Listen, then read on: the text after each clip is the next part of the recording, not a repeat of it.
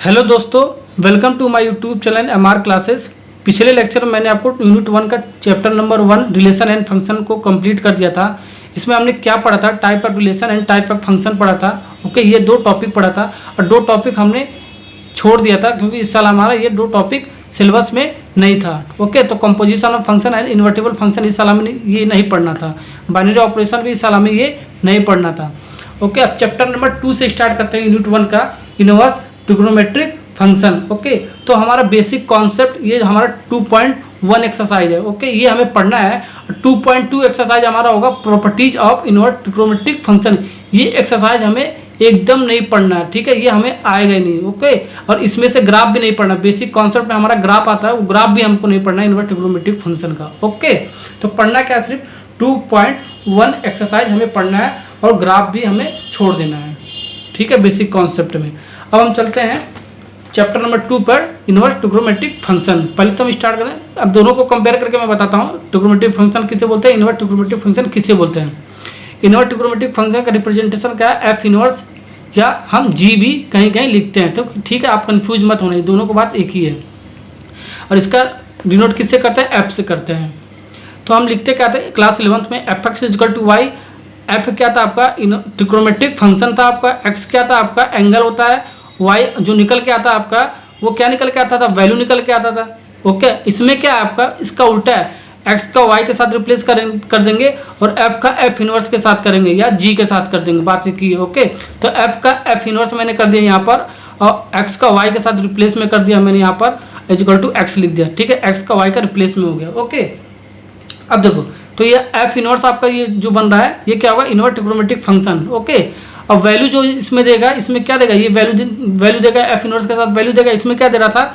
F के साथ x angle दे रहा था, इसमें वैल्यू देगा, एफ इनवर्स के साथ वैल्यू दिया रहेगा। ओके, और निकल कर क्या आएगा? इसमें एंगल निकल के आएगा, वो क्या होगा आपका? रेडियन आएगा। ओके, इसमें क्या निकल कर आता है? वैल्यू निकल के आता है। इसमें क्या निकल के आता है आपका? एंगल निकल के आता है। इनवर्स हमेशा एंगल देता है, इन रेडियन में देता है। ओके, तो आपको इतनी बातें समझ में आ गई होगी। एग्जांपल से मैं आपको समझाता हूँ। Sign 60 degree √3/2। साइन क्या आपका है? Trigonometric function. Sine cos tan ये आपका क्या होगा? Trigonometric function. 60 डिग्री आपका क्या है? एक्स है। एक्स क्या आपका? एंगल है। ओके, ये क्या निकल रहा है आपका? वाई क्या निकल रहा है आपका? वैल्यू है ये, ठीक है, √3/2 इसकी वैल्यू, ट्रिग्नोमेट्रिक फंक्शन की वैल्यू। अब इनवर्स ट्रिग्नोमेट्रिक फंक्शन का एग्जांपल देखते हैं। Sine inverse √3/2। साइन इनवर्स क्या आपका? इनवर्स ट्रिग्नोमेट्रिक फंक्शन है, ठीक है। तो ये क्या? Sine inverse, cos inverse, tan inverse, cosec inverse, ये सब आपका क्या है? इनवर्स ट्रिग्नोमेट्रिक फंक्शन है। ये √3/2 क्या है? ये वैल्यू है। अब निकल कर क्या देता है? ये इनवर्स में π/3। ये क्या देता है? एंगल देता है। ये आपको हमेशा एंगल देता है, ठीक है। किस में देता है? आपका रेडियन में देगा। ओके, इतनी बातें आपको समझ में आ गई होगी। अब देखो, इस फॉर्म को हम इस फॉर्म में कैसे लिखे, मैं यहाँ पर प्रूव करके बताता हूँ। Okay, F X equal to Y आपका, दोनों तरफ एफ इनवर्स से मल्टीप्लाई मैंने कर दिया। ओके, तो एफ इनवर्स से एफ इनवर्स कट गया आपका, तो एक्स इजकल टू क्या बचा? एफ इनवर्स वाई बच गया आपका। तो एफ इनवर्स को हम जी भी बोलते हैं, मैंने यहाँ पर बताया। तो X equal to G Y ले लिया, यानी कि G Y equal to X लिख सकते हैं। देखो, रिप्लेसमेंट कर दिया ना, एफ का जी के साथ, एक्स का वाई के साथ, तो वाई इक्वल टू एक्स लिख दिया मैंने, ठीक है, आपको समझ आ गया होगा। अब देखो, फंक्शन में हम कैसे लिखते हैं? एफ सच डैट एक्स से वाई। एक्स क्या होता था आपका? डोमेन। अभी मैंने आपको पढ़ाया था मैपिंग डायग्राम में, टाइप ऑफ फंक्शन में। Okay, domain. वाई क्या होता है? कोडोमेन होता है आपका। ओके, ये अब तो होता था ना मैपिंग डायग्राम आपका, ऐसे होता था कुछ, ये एक्स होता था, ये वाई होता था, ये फंक्शन होता था आपका, ठीक है। तो ये आपका होता था फंक्शन। ये अब इनवर्स में कैसे होगा?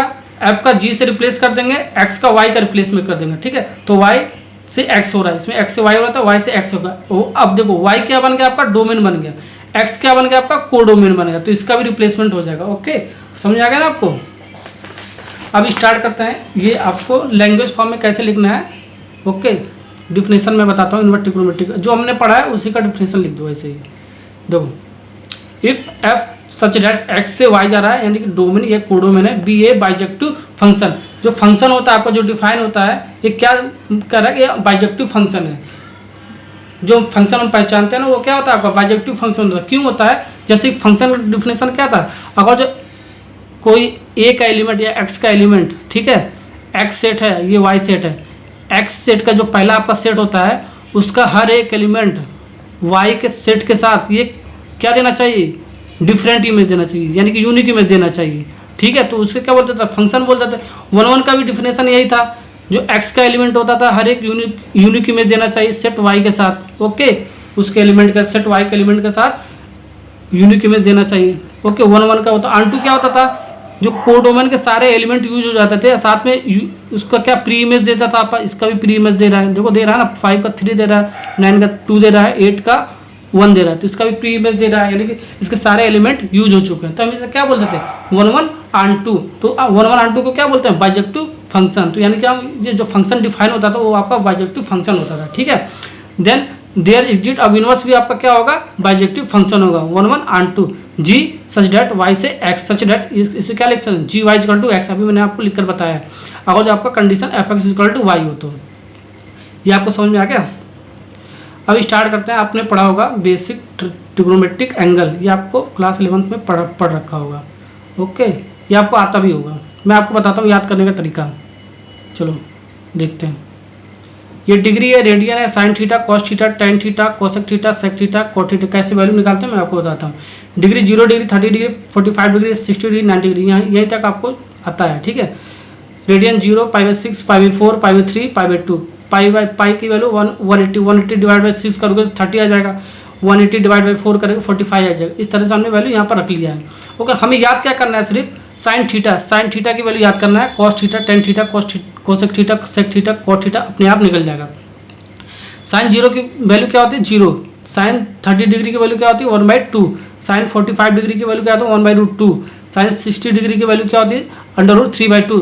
साइन 90 डिग्री की वैल्यू क्या होती है, 1/2। अब कॉस में क्या होता है, ये जो पीछे से वैल्यू है ना आपका, ये उठा के फर्स्ट स्टार्ट कर दो, ठीक है।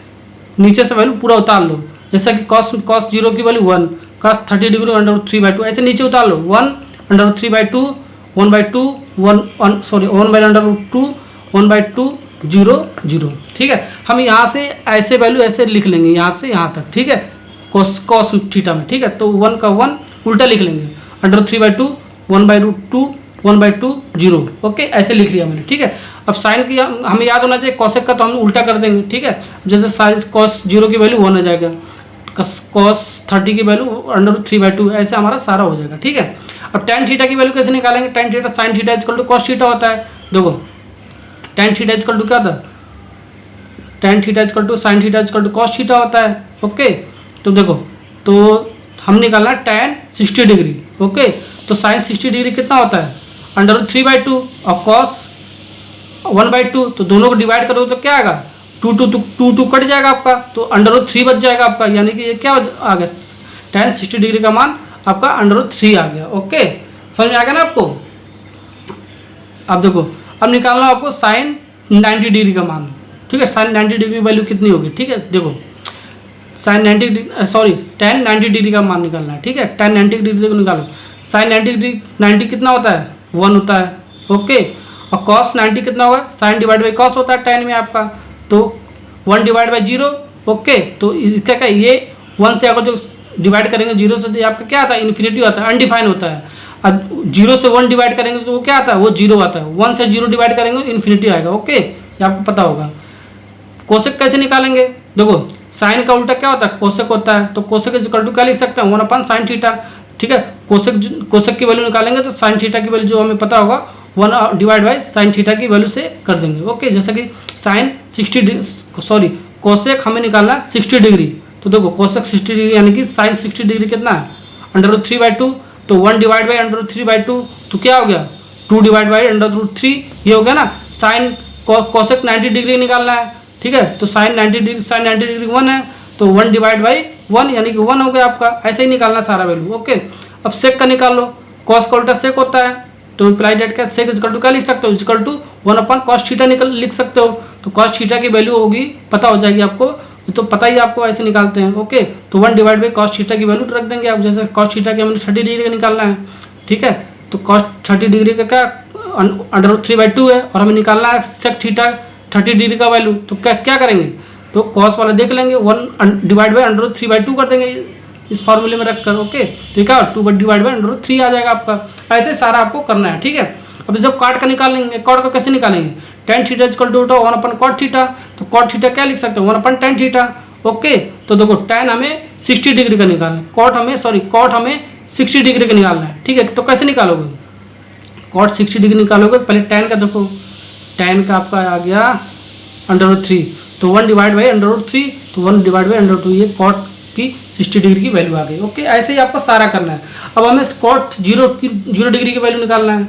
ओके, तो कैसे निकालोगे, तो tan 0 की वैल्यू देखो क्या है आपका 0, तो 1 डिवाइड बाई 0 क्या होता है आपका इन्फिनिटी होता है, अनडिफाइन होता है। ओके, ऐसे ही आपको सारा वैल्यू निकालना पड़ेगा। ठीक है, एक याद कर लो साइन का, कोसेक का उल्टा कर दो और tan का फार्मूला लगाओ, कोसेक का फार्मूला लगाओ, सेक का फार्मूला लगाओ, कॉट का फार्मूला लगाओ, ये आपको पता होगा। Sine is to 1 divide by cosec theta लिख सकते हैं। ठीक है, ये कोसेक थीटा लिख सकते हैं 1 साइन थीटा के, cos theta is to 1 sec theta लिख सकते हैं, equal to implied that sec theta is to 1 cos theta, ये आपको पता है। ठीक है, यह फार्मूला याद कर लेना आपको। ओके, ये आपको याद हो जाएगा आसानी से।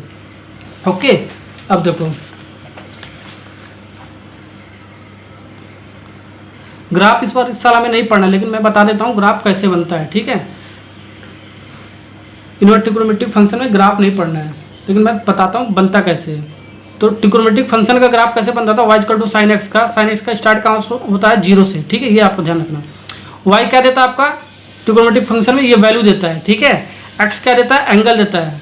ठीक है, साइन क्या आपका ट्रिग्नोमेट्रिक फंक्शन, x जो एंगल देगा आपका x एक्सिस पे देगा, और जो वैल्यू देगा आपका y, ये y एक्सिस पे देगा। ठीक है, अब हमने x एक्सिस मान लिया, y एक्सिस मान लिया। ठीक है, एक अब y क्या दे रहा है आपका वैल्यू, यानी कि +1 यहाँ मान लिया, -1 यहाँ पर मान लिया। ओके, अब एंगल जितना भी रिप्रेजेंटेशन होगा आपका x एक्सिस पे होगा। ठीक है, अब ये 0 से स्टार्ट हो रहा है आपका ये ग्राफ, 0 से कहाँ जा रहा है, π/2 से, π/2 जा रहा है, फिर पाई, फिर उसके बाद 3π/2, फिर 2π, ये आपको पता होगा। ठीक है, अगर आप पता होगा, आपको क्लास 11 में पढ़ रखा होगा। देखो 0 π/2 ऐड कर दो, इसमें भी π/2 ऐड कर दोगे, फिर π/2 ऐड कर दोगे, पाई आ जाएगा, फिर पाई में π/2 ऐड करो तो इसकी वैल्यू निकल आता है, 3π/2 आ जाता है, फिर इसमें π/2 ऐड करोगे 2π आ जाएगा। ऐसे आप निकालते जाते, ये प्लस प्लस यहाँ से यहाँ तक आपका क्या होता था प्लस, यहाँ नीचे आते थे क्या होता था निगेटिव, ये निगेटिव वैल्यू, ये पॉजिटिव वैल्यू, ये निगेटिव वैल्यू, आपको पता होगा। ऐसा हम इसके लिए निगेटिव वैल्यू को भी लिख कर सकते हैं। ये 0 से स्टार्ट होगा, 0 से -π/2, फिर -π, -3π/2, फिर -2π। तो ये जो आपका x एक्सिस पर आपका एंगल बन रहा है। ओके, और y एक्सिस पे जो जा रहा है आपका y की वैल्यू दे रहा है, ये आपका y equal to sine X का ग्राफ होता था ट्रिग्नोमेट्रिक फंक्शन में। अब y equal to sine inverse x, यानी कि ट्रिग्नोमेट्रिक फंक्शन में कैसे ग्राफ हम बनाते हैं मैं आपको बताता हूँ। इसमें क्या y क्या लेते हैं हम, एंगल लेते हैं। एंगल किस में होता है आपका, रेडियन में होता है। साइन इनवर्स आपका क्या होता है, ट्रिग्नोमेट्रिक फंक्शन होता है। x क्या होता है आपका, x एक्सिस पे ये वैल्यू लेंगे, इसमें x एक्सिस पे एंगल ले रहे थे, इसका उल्टा लेंगे, इसमें वैल्यू लगेंगे। वो y एक्सिस पे क्या ले रहे थे, इसमें वैल्यू ले रहे थे, इसमें एंगल लेंगे इनवर्स में। ओके, बस इतना डिफरेंस है। देखो तो x एक्सिस y एक्सिस मैंने ये ड्रॉ कर लिया। ओके, ये 0 है, ये आपका निगेटिव है। ठीक है, निगेटिव है, ये पॉजिटिव है। ठीक है, अब देखो पहले हम पॉजिटिव बनाते हैं, तो 0 से स्टार्ट होता है आपका साइन का ग्राफ, तो 0 से π/2। ओके, अब ये एंगल जो हमारा बन रहा है y एक्सिस पे बन रहा है, ये तो x एक्सिस पे बन रहा है, इसलिए मैंने x एक्सिस पर ड्रॉ किया था। ये y एक्सिस पे बन रहा है ना, तो y एक्सिस पे मैं ड्रॉ कर रहा हूँ। x क्या देगा हमारा, वैल्यू देगा, तो x के स्थान पे हमने वैल्यू रख लिया 1, यहाँ पर वैल्यू रख लिया -1, तो एंगल हमें y एक्सिस पे दे रहा है इसमें, तो y एक्सिस पे एंगल हम ड्रॉ करेंगे। ओके, तो π/2, ओके, फिर पाई, फिर 3π/2, फिर 2π, ऐसे हम ड्रॉ कर लेंगे। और ऐसे हम निगेटिव के लिए भी कर लेंगे, 0 से π/2, ओके, फिर पाई -π, ये -π/2 है। ओके, फिर -3π/2, फिर आगे चले जाएंगे -2π तक। ओके, आपको समझ में आ गया ना ग्राफ। इसमें क्या है, y पे एंगल लेना है, इसमें y पे क्या लेना था, वैल्यू लेना था, और x पे इसमें क्या लेना है, वैल्यू लेना है। ठीक है, इसमें x पे एंगल लेना था, इसमें y पे एंगल लेना है, बस इतना डिफरेंस है। ओके, ऐसे कोसेक का भी बन जाएगा, कॉस का भी बन जाएगा, tan का भी बन जाएगा, आप देख लेना। लेकिन ये ग्राफ आएगा नहीं इस साल। ओके, लेकिन मैंने बता दिया कंपेयर करके ऐसे ग्राफ हमारा बनता है। ओके, अब देखो ये रेंज आपको याद होना चाहिए। 2.1 एक्सरसाइज के लिए प्रिंसिपल वैल्यू निकालने के लिए आता है। ओके, ये रेंज आपको याद होना चाहिए ग्राफ का। ग्राफ हमें नहीं पढ़ना है, लेकिन ग्राफ का जो हमारा रेंज होगा, डोमेन भी याद करने की जरूरत नहीं है, लेकिन रेंज आपको याद होनी चाहिए। ठीक है, ये इतना रेंज आपका, जैसे साइन इनवर्स का रेंज आपका क्या, -π/2 से π/2, ये कौन सा ब्रैकेट है आपका, क्लोज इंटरवल ब्रैकेट है। ओके, अब क्लोज इंटरवल ब्रेक करते हैं तो क्या लिखते हैं हम, देखो ये साइन इनवर्स को हमने क्या मान लिया, sine inverse x equal to Y मान लिया। ठीक है, क्वेश्चन में हम ऐसे ही मान के चलेंगे। ठीक है, x क्या आपका देता है, आपका ये वैल्यू देगा। ठीक है, y क्या देगा, आपका एंगल देगा। ओके, ये इनवर्स ट्रिग्नोमेट्रिक फंक्शन में ऐसे मान के करेंगे क्वेश्चन, ठीक है। अब देखो ये क्लोज इंटरवल जब टूटेगा तो क्या आता है, -π/2, ये क्लोज इंटरवल है, ओके। ये क्या देता है, इक्वलिटी का साइन देता है, ओके, इक्वलिटी का साइन देता है। तो -π/2 से +π/2 हो रहा है, तो y की जो वैल्यू है हम कैसे डिफाइन करेंगे, इन दोनों के बीच में होना चाहिए, -π/2 से +π/2 के बीच में होना चाहिए, साथ ही साथ π/2 भी होना चाहिए, हो सकता है +π/2 भी हो सकता है, क्योंकि इक्वलिटी का साइन है, यानी कि -π/2 भी हो सकता है, +π/2 भी हो सकता है, साथ में उन दोनों के बीच में वैल्यू होना चाहिए, ओके। समझ में आ गया ना आपको। कॉस इनवर्स का 0 से पाई होता है, यानी कि 0 से पाई के बीच में होना चाहिए, साथ में 0 भी हो सकता है एंड पाई भी हो सकता है, क्योंकि इक्वलिटी का साइन है। अब कॉसेक का क्या है, -π/2 से π/2 है, ओके। ये क्या है, -0 है, इसका क्या मतलब है, 0 नहीं, इन दोनों के बीच में 0 नहीं होना चाहिए, यानी कि -π/2 भी होना चाहिए, +π/2 भी, इक्वलिटी का साइन है ना, ये क्लोज इंटरवल है, यानी कि इन दोनों के बीच में होना चाहिए, साथ में साथ -π/2 भी होना चाहिए, +π/2 भी होना चाहिए, ठीक है। बस आपका y की वैल्यू 0 नहीं होना चाहिए, ये आपका डिफाइन करने के लिए बोल रहा है, डिफाइन है, ठीक है, डिफाइन मैंने कर दिया। सेक का क्या होता है, 0 से पाई -π/2, ठीक है। और ऐसे ही मैंने यहाँ पर भी लिख लिया, y = π/2 नहीं होना चाहिए। tan इनवर्स का देखो, ये आपका क्या, कौन सा ब्रैकेट है, ओपन ब्रैकेट है, ठीक है, ओपन इंटरवल बोलते हैं इसे, ओके। तो -π/2 से π/2 जा रहा है आपका, यानी कि y की वैल्यू -π/2 से +π/2, इसका मतलब क्या है, देखो इसमें इक्वलिटी का साइन नहीं लगा रखा है, ठीक है। तो इसका मतलब ये हुआ -π/2 से +π/2 के बीच में वैल्यू होगा y की, ठीक है। y का जो एंगल होगा -π/2 से +π/2 के बीच में होगा, ओके। -π/2 नहीं हो सकता, +π/2 नहीं हो सकता, क्योंकि इक्वलिटी का साइन नहीं है, ये कौन सा ओपन इंटरवल, इसलिए उसे बोलते हैं, ओके। तो y = tan इनवर्स x मान लेते हैं हम, यहाँ पर देखो y = tan इनवर्स x मान लेंगे। ये आपको सारा क्वेश्चन में करना है, ऐसे मान के, ये वैल्यू याद होना चाहिए आपको, ठीक है। ये याद हो या ना हो आपसे मतलब नहीं है, लेकिन ये वैल्यू याद होनी चाहिए। कॉट इनवर्स का देखो 0 से पाई, यानी कि 0 और पाई के बीच में y की वैल्यू, यानी वैल्यू होनी चाहिए, ओके। ये आपको याद होनी चाहिए सारे टर्म्स, ठीक है। अब हम पढ़ेंगे एक्सरसाइज 2.1, ये आपका थ्योरी पार्ट कंप्लीट हो गया, इतना ही था आपका थ्योरी पार्ट्स। अब एक्सरसाइज 2.1 पढ़ेंगे, उसमें क्वेश्चन, सारे क्वेश्चन हो जाएंगे, बस ये याद होनी चाहिए और ये टेबल याद होना चाहिए, जो मैंने आपको बताया है अभी, ये टेबल याद होना चाहिए, ठीक है, टेबल याद होना चाहिए, ओके। और सारे एक्सरसाइज के क्वेश्चन सारे हो जाएंगे, इसी से सारे हो जाएंगे, ठीक है। मैं और कोई सा फार्मूला नहीं बताऊंगा, बहुत सारा फार्मूला है, लेकिन और कोई सा फार्मूला नहीं बताऊंगा, इससे सारे एक्सरसाइज वाले क्वेश्चन हो जाएंगे आपको, ओके। Thank you.